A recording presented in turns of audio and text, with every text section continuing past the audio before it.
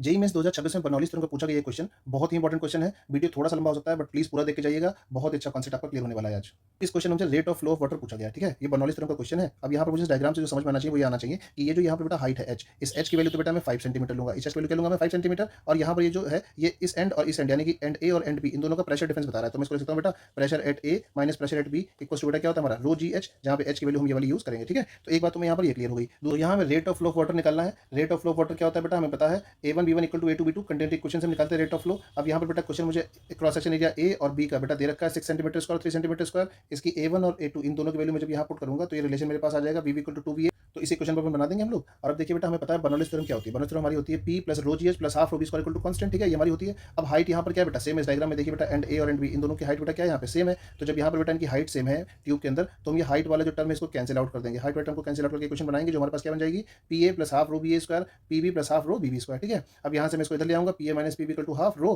बेटा V B minus B A हो जाएगा। और अभी मैं पढ़ चुका हूँ बेटा यहाँ पर पीछे कि दोनों का प्रेशर डिफरेंस है रो जी एच के बराबर होगा। ये देखिए बेटा यहाँ पर दोनों का प्रेशर डिफरेंस जो है वो यहाँ से निकाला हमने रो जी एच के बराबर होगा। यहाँ से मैं बेटा इसकी वैल्यू जो है रो जी एच रख सकता हूँ। तो यहाँ से रख दूंगा rho g h equal to half rho B B minus B A का स्क्वायर। अब यहाँ पर मैं जब इसको सॉल्व करूंगा क्योंकि मुझे बेटा एच की वैल्यू भी पता है रो जी भी पता है और बी ए बी बी मैं पीछे निकाल चुका हूँ, ये निकाल चुका हूँ यहाँ पर, ठीक है। तो यहाँ से जब मैं सारी वैल्यू उठा के पुट करूंगा तो मुझे पता है यहाँ पर सॉल्व करने पर मैं वी आ जाएगा। वी कितना जाएगा बेटा 100√3 हमने निकालना क्या rate of flow. Rate of flow क्या होता है बेटा A1 B1, ठीक है। तो यहाँ से मुझे ये एरिया पता था वी ए मैं यहाँ से निकाल चुका हूँ। सॉल्व करके हमारा आंसर जो कितना जाएगा 200√3। तो इसका करेक्ट ऑप्शन होगा बेटा 200√3, ठीक है। Thank you. एम्स 2000 में आपसे क्वेश्चन पूछा गया था और ये इनफाइनाइट सीरीज वाले जो क्वेश्चन होते हैं आपको बहुत सारे कॉम्पिटेटिव एग्जाम में देखने को मिल जाएंगे। तो बिल्कुल भी वीडियो को स्किप मत करिएगा, ध्यान से देखिएगा और आज आपका कॉन्सेप्ट क्लियर होने वाला है। तो यहाँ पर देखिए आपको दिख रहा होगा 1 ओम 1 ओम 1 ओम और फिर यही वाली पूरी सीरीज आगे रिपीट होती चली जा रही है। तो मैं यहाँ पे क्या कहूँगा बेटा मैं इसको छोड़ दूंगा और ये इनफाइनाइट तक जा रही है। अब इनफाइनाइट तक जा रही है मुझे तो पता नहीं कितना होगा, तो मैं इसका कुछ इक्विवेलेंट डिस्टेंस x मान लेता हूँ कि जितना भी इनफाइनाइट वाला टर्म है इसका इक्विवेलेंट डिस्टेंस कितना बेटा x है। अब मैं इसका ये एक टर्म अगर छोड़ भी दूँ तब भी ये सीरीज इनफाइनाइट ही रहेगी क्योंकि इनफाइनाइट तक जा रही है। तो इसे छोड़ने के बाद भी ये पूरी सीरीज क्या रहेगी हमारी इनफाइनाइट रहेगी। तो इसका हमारा जो इक्विवेलेंट है उन्होंने कितना मान लिया है x। तो उसका हम डायग्राम ऐसे बना सकते हैं, एक हमने स्टार्टिंग में छोड़ दिया था और इसका x मान लिया था। तो यहाँ देखिए ये 1 ओम और ये x ये दोनों बेटा पैरेलल में है। इन दोनों को पैरेलल में सॉल्व करने के बाद हमारा इक्विवेलेंट कितना आ गया x अपॉन 1 प्लस x। अब मुझे दिखाई दे रहा है कि ये जो पूरा तीनों होंगे वो किस में होंगे, ये तीनों हमारी सीरीज में आ जाएंगे। तो इन तीनों को हम सीरीज में सॉल्व कर लेंगे। तो सीरीज में सॉल्व करने के बाद हमें ये क्वेश्चन मिल जाएगी यहाँ पे इक्विवेलेंट की। इसको बेटा सॉल्व करेंगे, सॉल्व करने के बाद आपको इसकी एक क्वाड्रेटिक इक्वेशन यहाँ पर मिल जाएगी x square minus 2x minus 2 equal to 0। इसको बेटा आप ये फॉर्मूला माइनस का b plus minus under root B square minus 4 इस लगा के सॉल्व कर लेंगे। सॉल्व करने के बाद आपको x की वैल्यू मिलेगी यहाँ पर। अब यहाँ पे x की दो वैल्यू मिली 1 प्लस रूट एक्स और 1 माइनस रूट एक्स। अब बेटा रूट 3 की वैल्यू जो है 1 से बड़ी है तो माइनस में हो नहीं सकता, तो हम इसका करेक्ट आंसर क्या होगा 1 प्लस रूट 3। तो आपको कभी भी घबराना नहीं है, हमेशा ऐसे ही सॉल्व करते हुए आपको आगे बढ़ जाना है। Thank you. जेई के पेपर में रिसेंटली अभी ये क्वेश्चन पूछा गया है। अब देखिए नीट में आने के भी इसके पूरे पूरे चांसेस हैं। तो इस ग्राफ को अच्छे से देखिए और बहुत ही सिंपल क्वेश्चन है, इसका जवाब आप 1 सेकंड में दे देंगे। देखिए तो आपने ये जो ग्राफ है ये ग्राफ आपने क्लास 11th या क्लास 12th में स्टडी करते टाइम जरूर देखा होगा। बहुत ही सिंपल क्वेश्चन है, बहुत अच्छे क्वेश्चन होते हैं। देखिए क्या करना है इसमें, वो कह रहा है कि एक थर्मोडायनेमिक सिस्टम हमारे पास है जिसमें एक साइक्लिक पाथ ABCD लिया गया है। आपको इसमें गैस का वर्क डन बताना है पाथ BC के लिए, यानी कि गैस का वर्क डन निकालना है पाथ BC में। अब यह B2C देखिए बेटा, B2C के लिए हमें दिखाई दे रहा है यहाँ पर कि इसका ओवरऑल वॉल्यूम जो है वो यहाँ पर क्या है कांस्टेंट है। अब जब वॉल्यूम कांस्टेंट तो मुझे फॉर्मूला पता है बेटा, वर्क डन का फॉर्मूला हमारे पास होता है PdV यानी कि pressure into change in volume. अब बेटा मुझे यहाँ दिखाई दे रहा है कि B2C के लिए हमारे जो वॉल्यूम है ये क्या है कांस्टेंट है। जब वॉल्यूम कांस्टेंट है हमारे पास तो हमारा वर्क डन बेटा कितना हो जाएगा P into change in volume कितना है 0, तो वर्क डन भी कितना आएगा 0। तो यहाँ पे इसका करेक्ट ऑप्शन क्या होगा हमारे पास 0, कोई भी वर्क डन हमारे पास नहीं हुआ B2C पाथ के लिए, ठीक है। अगर आपसे कभी भी पूछे तो आपको चेंज इन वॉल्यूम देखना है, बता देना है कि वर्क डन पॉजिटिव होगा या नेगेटिव होगा। जैसा कि आप यहाँ देख रहे होंगे, अगर मैं यहाँ पर देखूँ A से B के लिए तो 400 माइनस 100 कितना बचेगा यहाँ पे बेटा 300, यानी कि यहाँ से यहाँ के लिए वर्क डन आपका आएगा पॉजिटिव। अगर आप C से D के लिए देखें तो C से D के लिए आप जो करेंगे वो क्या करेंगे 100 माइनस 400, तो आपका कितना आएगा माइनस 300, यानी कि यहाँ पर कितना आएगा नेगेटिव। तो आपको इस पाथ पे नेगेटिव वर्क डन, इस पाथ पे पॉजिटिव वर्क डन, यहाँ और यहाँ आपको क्या मिलेगा बेटा 0, यहाँ और यहाँ आपको क्या मिलेगा 0, ठीक है। Thank you. जेईई और नीट में बहुत ही फ्रीक्वेंटली पूछा जाने वाला क्वेश्चन है जो मैं आज आपके साथ डिस्कस करने वाला हूँ। वीडियो को बिल्कुल भी स्किप मत करिएगा, बहुत ही इंपॉर्टेंट क्वेश्चन है ये। इस सर्किट में हमारे पास दो रेजिस्टेंस है, 3 ओम का और एक 5 ओम का। यहाँ जो मेन करंट हमारी 4 एम्पीयर की थी वो इस जंक्शन पे जाकर डिवाइड हो जाती है, इसमें I1 चली जाती है और उसमें I2 चली जाती है। तो इस क्वेश्चन में पूछ रहा है कि जो I1 और I2 है इनकी वैल्यू क्या होगी, मुझे फाइंड आउट करके बताना है। तो देखिए बहुत ही सिंपल फॉर्मूला है। अगर मुझे I1 निकालना है तो बेटा फॉर्मूला होता है हमारे पास I1 इक्वल्स टू बेटा मेन करंट कितनी आ रही है हमारे पास 4 एम्पीयर इंटू I1 जिसमें जा रही है उसका अपोजिट रेजिस्टेंस कितना है बेटा 5 अपॉन में सम ऑफ रेजिस्टेंस बेटा 5 और 3 कितने हो जाएंगे बेटा हमारे पास 8। तो ये हमारे पास हो जाएगा बेटा 20/8, यानी कि 20/8 एम्पीयर हमारी करंट इसमें जारी होगी, सिंपल, ठीक है। ऐसे अगर मुझे I2 निकालनी है बेटा तो I2 अगर निकालनी है तो फिर से वही बात, मेन करंट कितनी आ रही थी 4 एम्पीयर इंटू I2 बेटा जिसमें उसका अपोजिट रेजिस्टेंस कितना है बेटा 3 अपॉन बेटा दोनों का क्या हो जाएगा सम। तो 4 3 हो जाएंगे 12 एंड 12/8 एम्पीयर। तो आप ऐसे किसी भी सर्किट की करंट निकाल सकते हैं। Thank you. तो इस केस में हमारे पास 3 बॉल है, तीनों सेम हाइट पर है। उसमें पहली वाली बॉल को हम ऊपर फेंकते हैं, वो T1 टाइम के बाद नीचे आ जाती है। दूसरी बॉल को हम नीचे की तरफ फेंकते हैं, जिसे नीचे आने में T2 टाइम लगता है। तो अगर इस थर्ड बॉल को हम सिंपली यहाँ से ओनली रिलीज़ कर दें, तो रिलीज़ करने में यहाँ पर जो टाइम लगेगा T, ये कितना होगा ये हमको बताना होता है। इसके लिए बहुत सिंपल फॉर्मूला हमारे पास होता है कि जो रिलीज़ करने के बाद टाइम होगा, वो टाइम हमेशा होगा हमारा T1 इंटू T2, यानी कि जो भी ऊपर और नीचे वाले केस का टाइम था, उसको मल्टीप्लाई करके रूट निकाल देना, आपका आंसर आपके पास आ जाएगा, ठीक है? तो इस केस में हमारे पास जो पहली बॉल इसको ऊपर फेंका था, उसे नीचे आने में 7 सेकंड लगे और जिसको नीचे फेंका था, उसे नीचे आने में 5 सेकंड लगे। तो हमने यहाँ जो सिंपली रिलीज़ किया है, उसको नीचे आने में कितना टाइम लगा होगा? तो मुझे फॉर्मूला पता है बेटा, यहाँ से क्या होता है T equals to under root T1 into T2, under root T1 into T2। तो टाइम हमारा कितना हो जाएगा बेटा? अंडर रूट 35 सेकंड्स, यानी कि अंडर रूट 35 सेकंड के बाद ये बॉल जो होगी वो यहाँ पर नीचे आ जाएगी। तो अब आप लोग अगर इस कॉन्सेप्ट को अच्छे से समझ चुके हैं, तो फटाफट कमेंट में मुझे इस क्वेश्चन का आंसर दीजिए कि अगर यहाँ पर 9 सेकंड और 6 सेकंड हो, तो टी यानी कि नीचे आने में से कितना टाइम लगेगा? फटाफट कमेंट में आंसर बताइए। तो आज मैं आपका एक बहुत ही अच्छा कॉन्सेप्ट क्लियर करने वाला हूँ, जिस पर बेस्ड जेईई मेंस 2017 में क्वेश्चन आया था और काफ़ी बच्चे इसको गलत करके आए थे। तो आपको ये क्वेश्चन देख के घबराना नहीं है, बहुत ही आसान तरीके से सॉल्व करेंगे और 10 सेकंड में आप इसका आंसर देंगे। तो देखिए क्या कहता है क्वेश्चन हमसे। इस क्वेश्चन में मुझे इस पूरे सर्किट की करंट बतानी थी, आई की सर्किट में कितनी करंट फ्लो हो रही होगी। तो इसको आप निकालने के लिए बहुत ही छोटा सा कॉन्सेप्ट है, जिसको आपको समझना पड़ेगा। तो आइए फटाफट समझ लेते हैं इसको। तो अगर मुझे कहीं भी कभी भी अगर कोई बैटरी लगी दिखाई दे रही है, तो मुझे इतना समझ में आना चाहिए कि इस बैटरी का जो भी वोल्टेज होगा, वो हमेशा इनके टर्मिनल डिफरेंस के बराबर होगा। अगर मैंने इसके पॉजिटिव टर्मिनल पे जो पोटेंशियल को हायर पोटेंशियल मान लिया और नेगेटिव वाले को लोअर पोटेंशियल मान लिया, तो इसका जो वोल्टेज V होगा, ये V हमेशा डिफरेंस होगा higher potential minus lower potential. आइए इसको एक एग्जांपल के थ्रू समझते हैं हम लोग यहाँ पर। देखिए हमारे पास ये 10 वोल्ट की बैटरी है। अब मुझे ये बताना है कि इसका हायर पोटेंशियल पर कितना वोल्टेज आएगा। अगर मैं यहाँ पर 0 मान लेता हूँ, तो मुझे फॉर्मूला पता है higher potential minus lower potential equal to battery का वोल्टेज। तो हमारा बेटा बैटरी का वोल्टेज आ जाएगा 10 वोल्ट। ओके, अब देखिए एक और एग्जांपल देख लेते हैं इसका हम लोग। अगर मान लो हमारे पास जो बैटरी इसका 10 वोल्ट है और इसका हायर पोटेंशियल 8 वोल्ट है, तो इसका लोअर पोटेंशियल पर कितना वोल्टेज होगा? तो मैं इस एग्जांपल से देख लेता हूँ बेटा। यहाँ पर क्या होता है higher potential minus lower potential equal to battery का वोल्टेज। तो यहाँ से हमारा एक्स जो होगा वो हो जाएगा बेटा 10 माइनस का 8 और एक्स इक्वल टू बेटा कितना हो जाएगा हमारे पास 2 volt, X equal to 2 volt. तो आइए जल्दी से इस क्वेश्चन को सॉल्व कर लेते हैं हम लोग। तो अगर मैं यहाँ पर इसका लोअर पोटेंशियल को 0 मान के चलता हूँ और मैं यहाँ पर हायर पोटेंशियल पे जा रहा हूँ, तो बेटा लोअर प्लस हायर यानी कि यहाँ पे 2 ऐड हो जाएगा, ये कितना हो जाएगा 2 हो जाएगा। अब फिर से मैं लोअर से हायर की तरफ जा रहा हूँ, तो फिर से इसमें 2 ऐड हो जाएगा बेटा, कितना हो जाएगा ये 4 हो जाएगा। फिर से मैं यहाँ जा रहा हूँ, कितना हो जाएगा बेटा 4 और 2 6 हो जाएगा। अब ये 6 है तो ये भी बेटा कितना होगा हमारा 6 होगा। अब मैं कहाँ जा रहा हूँ बेटा लोअर पोटेंशियल पे जा रहा हूँ, तो 6 माइनस 2 बेटा यहाँ कितना हो जाएगा 4 हो जाएगा। फिर से लोअर पोटेंशियल पे जा रहा हूँ, तो 4 माइनस 2 कितना हो जाएगा 2 हो जाएगा और 2 से फिर मैं 2 माइनस करूँगा, कितना हो जाएगा बेटा यहाँ पे 0 हो जाएगा। अब इस एंड और इस एंड इन दोनों का बेटा पोटेंशियल देखिए बेटा, दोनों का 0 है। दैट मींस आई कितना होगा 0, क्योंकि पोटेंशियल डिफरेंस 0 है। यहाँ पर देखिए इनका पोटेंशियल डिफरेंस 2 माइनस 2 2 माइनस 2 फिर से बेटा 0 हो गया। तो यहाँ भी करंट कितनी आएगी 0 आएगी। और यहाँ देखिए 4 माइनस 4 बेटा कितनी आएगी 0 आएगी। तो मुझे यहाँ से समझ में आ रहा है इसका जो भी करेक्ट ऑप्शन रहा होगा वो बेटा आई को क्या रहा होगा हमारा 0 एम्पियर, यानी कि इसमें कोई भी करंट फ्लो नहीं होगी। और आई होप आपका ये कॉन्सेप्ट क्लियर हो गया होगा। अगर ये कॉन्सेप्ट क्लियर हो गया तो हमसे जुड़े रहिए। जेईई और नीट के डेली न्यूमेरिकल के लिए हमसे जुड़े रहिए। बहुत ही अच्छा क्वेश्चन है, वीडियो को बिल्कुल स्किप मत करिएगा। आइए देखते हैं क्या कहता है ये हमसे।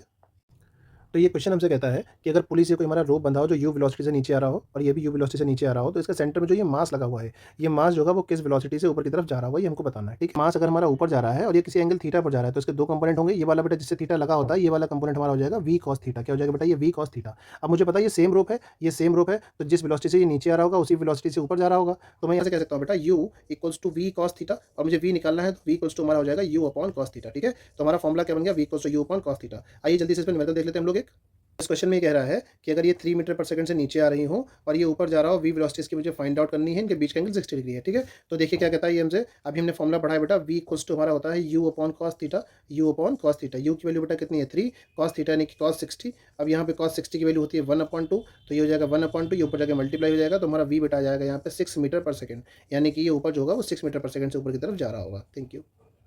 पिछले कई सालों के पेपर देख लो, RMS value of alternating current का क्वेश्चन आ ही रहा है, तो बहुत ही इंपॉर्टेंट टॉपिक है, वीडियो को बिल्कुल भी स्किप मत करिएगा। आइए ध्यान से देखते हैं क्या होता है ये। कोई भी करंट आपको दे देगा और कहेगा इस करंट की आरएमएस वैल्यू कितनी होगी बताइए। तो बहुत ही सिंपल फॉर्मूला है बेटा, आरएमएस वैल्यू निकालने के लिए हमें क्या करना है, यहाँ पर एक अंडर रूट लगाना है बेटा। अंडर रूट बेटा साइन के साथ जो कॉफिशिएंट है एक्स उसका स्क्वायर प्लस कॉस के साथ जो कॉफिशिएंट है उसका स्क्वायर डिवाइड बाई 2।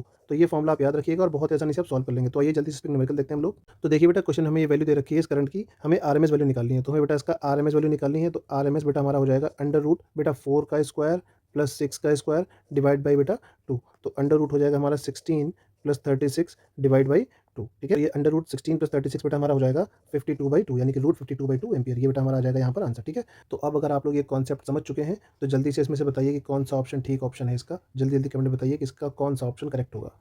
मिनटों की कैलकुलेशन सेकंडों में करना सिखाता हूं आपको। आइए देखिए क्या ये क्वेश्चन कहता है कि दो रेजिस्टेंस है R1 और R2 एक दूसरे के साथ पैरेलल में कनेक्ट है। अगर R1 वाली ब्रांच में I1 करंट जा रही हो और R2 वाली ब्रांच में I2 करंट जा रही हो, तो इनका आपस में रिलेशन क्या होगा। तो मुझे पता है इस एंड का और इस एंड का, इन दोनों एंड का बेटा पोटेंशियल सेम होगा, क्योंकि पैरेलल कॉम्बिनेशन में पोटेंशियल क्या रहता है बेटा सेम रहता है। तो इनका रिलेशन होगा हमारा V इक्वल्स टू IR। ये हम लोग ओम्स लॉ पढ़ चुके हैं। तो यहाँ से बेटा हमारा हो जाएगा I1 R1 इक्वल टू बेटा I2 R2, क्योंकि दोनों एंड का पोटेंशियल कांस्टेंट है, पोटेंशियल बराबर करेंगे तो V इक्वल्स टू IR से हमें रिलेशन यहाँ पर मिल जाएगा। तो इसको यूज करते हुए आइए न्यूमेरिकल सॉल्व करते हैं हम लोग। तो देखिए इस क्वेश्चन में कह रहा है अगर एक 4 ओम और एक 6 ओम का रेजिस्टेंस पैरेलल में कनेक्ट हो, 4 ओम वाली ब्रांच में 2 एम्पीयर करंट जा रही हो, तो हमारी 6 एम्पीयर वाली ब्रांच में कितनी करंट जाएगी। तो मान लेते हैं इसमें बेटा हमारी I करंट जा रही है, इसको सॉल्व कर लेते हैं बेटा। I1 R1 equals to I2 equal to I2 ठीक है। तो इसे सॉल्व करेंगे बेटा, ये हो जाएगा 8 इक्वल्स टू 6I। तो यहाँ से हम जब I निकालेंगे हमारा हो जाएगा बेटा 8/6 और ये हमारा अप्रॉक्सिमेटली आ जाएगा 1.33 एम्पियर। 1.33 एम्पियर हमारा आंसर यहाँ पर आ जाएगा। अब आप लोग अगर इस कॉन्सेप्ट को समझ चुके हैं तो जल्दी से मुझे इसका आंसर कमेंट में बताइए कि इस वाले क्वेश्चन में इस I की वैल्यू कितनी होगी। जल्दी जल्दी कमेंट करके बताइए। Thank you. On incline plane, ये बहुत ही इंपॉर्टेंट टॉपिक है, तो इस वीडियो को आप बिल्कुल भी स्किप मत करिएगा। मेरा प्रॉमिस है आपसे कि ये वीडियो खत्म होते होते आप इस क्वेश्चन का जवाब केवल 2 सेकंड में देंगे।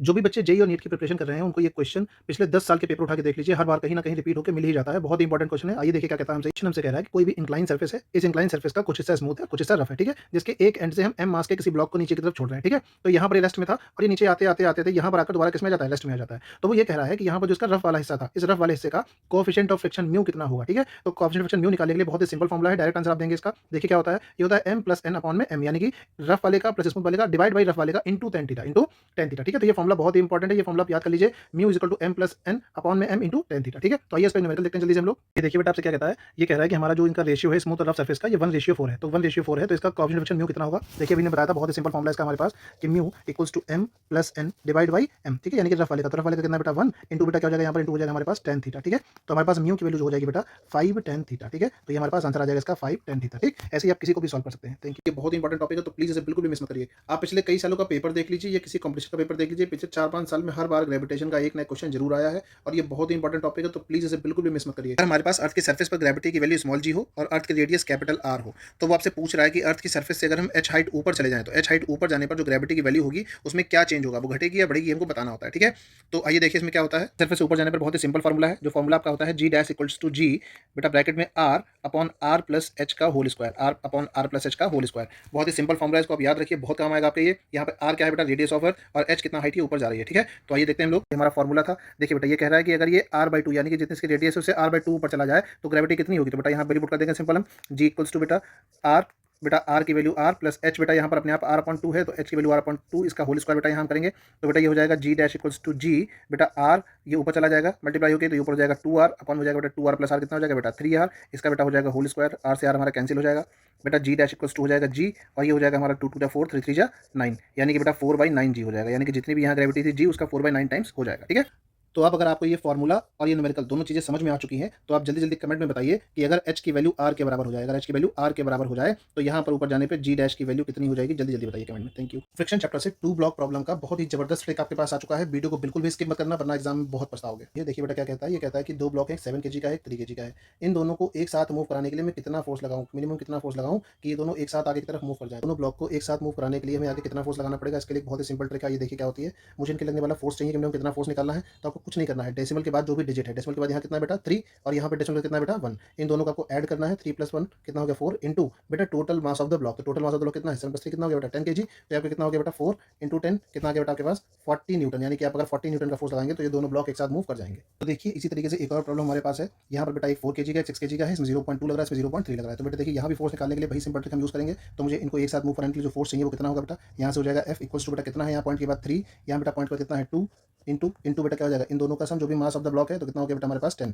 तो कितना हो गया हमारे पास 5 इंटू 10 दैट मींस कितना हो गया बेटा हमारे पास 15 न्यूटन। इंटीजर का बहुत ही जबरदस्त क्वेश्चन आपने लेके आया हूँ। देखिए इस क्वेश्चन हमसे कह रहा है कि if x equals to ab square upon root c, जहाँ पर a में 2% की एरर है, b में 4% की एरर है और c में 6% की एरर है, तो इस पूरी इक्वेशन में जो x है इस x में कितने परसेंट की एरर होगी ये मुझे फाइंड आउट करना है। बहुत ही अच्छा क्वेश्चन है, बहुत सारे कंपटीशन में पूछा जाता है। ये फटाफट इस क्वेश्चन को सॉल्व करते हैं और देखते हैं कितने परसेंट की एरर आती है x में। गिवन है आपको गिवन है x equal to ab square upon root c, तो a की पावर कितनी है, a की पावर है 1 इंटू इसमें कितने परसेंट की एरर है 2 प्लस बेटा अब ये देखते जाइए b में कितने की पावर है, b की पावर है 2 इंटू बेटा कितने परसेंट की एरर है 4 प्लस बेटा सी की पावर कितनी है, सी की पावर है बेटा अंडर रूट का मतलब होता है 1/2 इंटू बेटा कितने परसेंट एरर है 6। इसको बेटा सॉल्व कर लीजिए, आपके पास कितना आ जाएगा यहाँ पर 2 प्लस 4 2 8 प्लस बेटा ये कट जाएगा 3 से प्लस 3, तो बेटा कितना आ गया आपके पास, कितना आ गया आपके पास 13%, यानी कि आपके 13% की एरर यहाँ पर मिलेगी, ठीक है। कह रहा है कि एक चोर जो है वो 10 मीटर पर सेकंड की स्पीड से आगे की तरफ भाग रहा है, उसको पकड़ने के लिए पुलिस वाला पीछे से 15 मीटर पर सेकंड से उसको अप्रोच कर रहा है, ठीक है। इन दोनों के बीच की दूरी अगर 200 मीटर हो तो कितनी देर बाद ये पुलिस वाला इस चोर को पकड़ लेगा। तो ये कैलकुलेट करते हैं, रिलेटिव वेलोसिटी का बहुत अच्छा कॉन्सेप्ट है ये पुलिस वाला जो है वो 15 मीटर पर सेकंड से भाग रहा है और चोर जो है वो 10 मीटर पर सेकंड से भाग रहा है। तो इनका हम रिलेटिव वेलोसिटी अगर निकालें तो बेटा मुझे पता है चोर 10 मीटर हमेशा आगे भाग जाएगा पुलिस वाले से, दैट मींस रिलेटिव वेलोसिटी हमेशा का डिफरेंस होगी क्योंकि सेम डायरेक्शन में है। तो रिलेटिव वेलोसिटी कितनी हो जाएगी 15 - 10 यानी कि बेटा कितनी आ जाएगी 5 मीटर पर सेकंड, यानी कि 5 मीटर पर सेकंड से पुलिस वाला इसको अप्रोच कर रहा होगा, ठीक है। तो आइए देखते हैं बेटा यहाँ पर हमको पता है टाइम इक्वल टू होता है डिस्टेंस अपॉन वेलोसिटी, दोनों के बीच की डिस्टेंस कितनी है 200, वेलोसिटी बेटा कितनी है रिलेटिव वेलोसिटी 5i है, इसको इससे काट दीजिए तो ये आ जाएगा आपका 40 सेकंड, यानी कि 40 सेकंड्स के बाद ये पुलिस वाला इस चोर को पकड़ लेगा। इंपॉर्टेंट क्वेश्चन है, वीडियो को बिल्कुल भी स्किप मत करिएगा। आइए देखिए क्वेश्चन क्या कहता है आपसे। ये कहता है कि मैंने किसी भी कंडक्टर पर जिसकी लेंथ 0.2 मीटर है, मैंने यहाँ पर इसको 12 वोल्ट का पोटेंशियल अप्लाइड किया, जिसकी वजह से इसमें इलेक्ट्रॉन की जो ड्रिफ्ट वेलोसिटी थी वो मैं गिवन है। ड्रिफ्ट वेलोसिटी कितनी थी? 3 × 10⁻⁻4 मीटर पर सेकंड। तो वो कहता है यहाँ पे इलेक्ट्रॉन मोबिलिटी कितनी होगी, इलेक्ट्रॉन मोबिलिटी यानी कि म्यू की वैल्यू मुझे यहाँ पर बतानी है कि म्यू की वैल्यू कितनी होगी। आइए तो देखिए बहुत ईजी सोल्यूशन इसका है। हमको पता है इलेक्ट्रिक फील्ड और पोटेंशियल रिलेशन जो होता है वो होता है E = V/L। अब V की वैल्यू मुझे पहले से गिवन है 12 वोल्ट, लेंथ बेटा मुझे पता है 0.2 मीटर है, इसको काटूंगा यहाँ से 0 बढ़ जाएगा, ये हो जाएगा बेटा हमारा 60, यानी कि 60 वोल्ट पर मीटर, 60 वोल्ट मीटर E आ गया। अब बेटा मुझे म्यू निकालना है। म्यू बेटा हमारा होता है मोबिलिटी ऑफ इलेक्ट्रॉन होता है drift velocity per unit electric field. तो ड्रिफ्ट वेलोसिटी कितनी की बनी बेटा 3 × 10⁻⁻4 और इलेक्ट्रिक फील्ड बेटा हमने निकाली है 60 आ गई है। इसको हम काटेंगे यहाँ से, ये बेटा 3 × 6 20 आ जाएगा। दैट इज म्यू हमारा कितना आ जाएगा 1/20 × 10⁻⁻4 मीटर स्क्वायर पर वोल्ट इंटू सेकंड। ठीक है, इसको आप चाहें तो और भी सॉल्व कर सकते हैं। ये हमारा आंसर यहाँ पर आ चुका है। Electric field and electric potential, इन दोनों का ग्राफ बनाएंगे आज हम डिस्टेंस के साथ किसी भी स्फेरिकल कंडक्टर के लिए। तो हमको पता है electric field two point charge का फॉर्मूला जो होता है वो होता है E = KQ/R²। और यहाँ से अगर रिलेशन देखें तो हमें पता है कि इलेक्ट्रिक फील्ड जो है वो डिस्टेंस के साथ बहुत तेजी से डिक्रीज होगा, क्योंकि E जो है वो इन्वर्सली प्रोपोर्शनल टू R² है। इसका मतलब मुझे ग्राफ मिलेगा जो बहुत ज़्यादा डिक्रीजिंग होगा। ठीक है, अब देखिए यहाँ पर मुझे ये भी पता है कि किसी भी कंडक्टर के अंदर इलेक्ट्रिक फील्ड हमेशा क्या होती है, 0 होती है। अब 0 होती है दैट मीन्स यहाँ इस कंडक्टर के इस सेंटर से लेकर और यहाँ तक अगर हम कुछ देखें तो मुझे कुछ भी नहीं मिलेगा। तो इसीलिए इसका ग्राफ जो होगा वो इस लाइन से थोड़ा सा हटके हम यहाँ पर बनाते हैं, ऐसे इस पॉइंट पर मुझे कुछ नहीं मिलने वाला है। तो ये ग्राफ हमको मिलेगा बेटा हमेशा ऐसे डिक्रीजिंग मिलेगा, जो डिक्रीज होता है वो चला जाएगा, 0 पे आ जाएगा। ठीक है, तो जनरली इसका जो ग्राफ हम बनाएंगे E और R के बीच में वो हम ऐसे बनाते हैं, जो कि बहुत तेजी से डिक्रीज कर रहा होगा डिस्टेंस के साथ। पोटेंशियल ड्यू टू वो पॉइंट चार्ज का फॉर्मूला देखें तो हमको पता है कि V = KQ/R होता है। यहाँ से हमारा जो पोटेंशियल है वो डिस्टेंस के इन्वर्सली प्रोपोर्शनल है, बट यहाँ पर स्क्वायर नहीं लगा, इलेक्ट्रिक फील्ड में स्क्वायर था। इसका मतलब कि इलेक्ट्रिक फील्ड होती है वो डिस्टेंस के साथ बहुत तेजी से डिक्रीज होती है। अब यहाँ पर भी डिक्रीज होगा, बट ये उसका जो रेट ऑफ डिक्रीजिंग है वो थोड़ा सा कम होगा इलेक्ट्रिक फील्ड से। ठीक है, बट हमें एक चीज़ और पता है, क्या पता है कि भाई किसी भी कंडक्टर के अंदर इलेक्ट्रिक पोटेंशियल हमेशा कॉन्स्टेंट रहता है, 0 नहीं होता है। इलेक्ट्रिक फील्ड किसी भी कंडक्टर के अंदर क्या होती है 0, बट इलेक्ट्रिक पोटेंशियल क्या होता है कॉन्स्टेंट। दैट मीन्स यहाँ से सेंटर से यहाँ तक इसकी कोई वैल्यू चेंज नहीं हो रही होगी। तो हमें इसके ग्राफ जो मिलेगा वो यहाँ पर एक लाइन मिलेगी हमें ऐसे, और सरफेस के बाद ये क्या होगा बेटा डिक्रीजिंग होगा, जो हमें ऐसे दिखाई देना पड़ेगा। ठीक है, तो जनरली इसका ग्राफ हम बेटा ऐसे एक स्ट्रेट लाइन और फिर एक इसका डिक्रीजिंग कर्व यहाँ पर ऐसे करके इसको दिखा देते हैं। ठीक है, तो अब आप दोनों का डिफरेंस समझ चुके होंगे कि यहाँ पर आपने ये कांस्टेंट वैल्यू दिखाई है और यहाँ पर आपने कोई कांस्टेंट वैल्यू नहीं दिखाई, यानी कि किसी भी स्फेरिकल कंडक्टर के अंदर इलेक्ट्रिक फील्ड 0 होती है तो यहाँ पे कोई लाइन हमें नहीं मिलती है, बट पोटेंशियल में यहाँ पर ये लाइन देखने को मिलेगी। ठीक है, तो ध्यान रखिएगा पोटेंशियल किसी भी कंडक्टर के अंदर कभी भी 0 नहीं होता, हमेशा कॉन्स्टेंट रहता है, और इलेक्ट्रिक फील्ड किसी भी कंडक्टर के अंदर हमेशा 0 होती है, तो यहाँ पर कोई लाइन या कर्व नहीं दिखाई देता है। ठीक है, थैंक यू।